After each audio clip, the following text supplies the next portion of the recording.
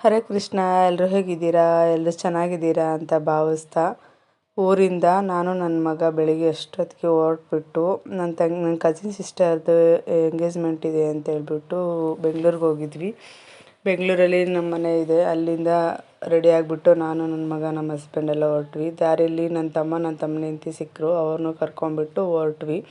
ಗಾಡಿ ದೂರ ನಿಲ್ಲಿಸ್ಬಿಟ್ಟು ಅಲ್ಲಿಂದ ನಡ್ಕೊಂಡು ಹೋಗ್ತಾ ಇದ್ವಿ ಕನ್ವೆನ್ಷನಲ್ಗೆ. ಅಲ್ಲಿಂದ 5th ಫ್ಲೋರಲ್ಲಿದೆ ಅಂತ ಹೇಳಿದರು. ಸೊ ಹಂಗಾಗಿ ನಾವು ಲಿಫ್ಟಲ್ಲಿ ಹೋದ್ವಿ.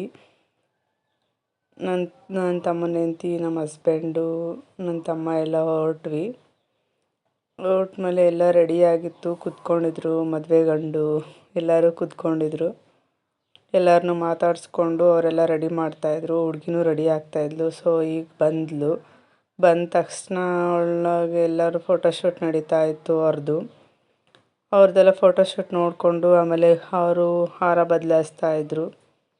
ಹಾರ ಬದಲಾಯಿಸಿದ್ದು ಮಂತ್ರ ಎಲ್ಲ ಹೇಳ್ತಾಯಿದ್ರು ಪುರೋಹಿತರು ಬಂದುಬಿಟ್ಟು ನಮ್ಮ ತುಮಕೂರು ಡಿಸ್ಟಿಕ್ ಅವರಂತೆ. ಅವರು ಮಾತಾಡಿಸಿದ್ರು, ಚೆನ್ನಾಗಿ ಮಾತಾಡಿಸಿದ್ರು. ಏನಾದರೂ ಫಂಕ್ಷನ್ ಇದ್ದರೆ ಹೇಳಿ ಮೇಡಮ್, ಮಾಡಿಕೊಡ್ತೀವಿ ಅಂದರೆ ಸರಿ ಸರ್ ಆಯ್ತು ಹೇಳ್ತೀವಿ ಅಂತ ಹೇಳಿದ್ವಿ. ಇನ್ನು ಇಲ್ಲಿ ಹುಡುಗ ಹುಡುಗಿಯು ರಿಂಗ್ ಎಕ್ಸ್ಚೇಂಜ್ ಮಾಡ್ಕೊಂಡಿದ್ರು. ಆಮೇಲೆ ಈಗ ಹಾರ ಎಕ್ಸ್ಚೇಂಜ್ ಮಾಡಿಕೊಂಡು ಫೋಟೋಶೂಟ್ ಎಲ್ಲ ಮುಗ್ದಿತ್ತು. ಇವರು ನಮ್ಮ ದೊಡ್ಡಮ್ಮ, ಇವ್ರ ಮಗಳೇ ಅವರು.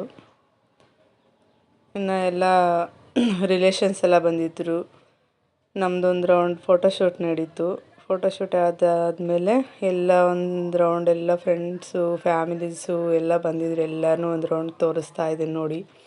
ಈ ಕಡೆಯಲ್ಲಿ ಅಮ್ಮ, ತಮ್ಮನ ಹೆಂಡತಿ, ನಮ್ಮ ಹಸ್ಬೆಂಡು, ನನ್ನ ಮಗ ಎಲ್ಲರೂ ಒಂದು ಕಡೆ ನಿಂತ್ಕೊಂಡು ಮಾತಾಡ್ತಾಯಿದ್ರು. ಅದಾದಮೇಲೆ ಊಟಕ್ಕೆ ಹೊರಟ್ವಿ.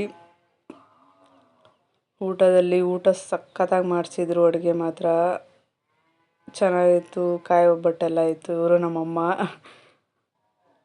ನಮ್ಮ ಮಾವನ ಮಗಳು ವೀಡಿಯೋ ಮಾಡ್ತಾಯಿದ್ಲು. ಅತ್ತೆ ಮಾವ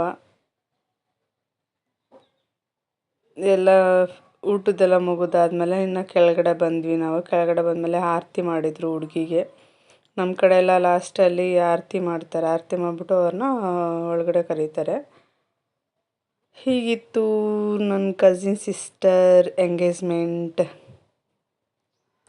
ಥ್ಯಾಂಕ್ ಯು ಫಾರ್ ವಾಚಿಂಗ್.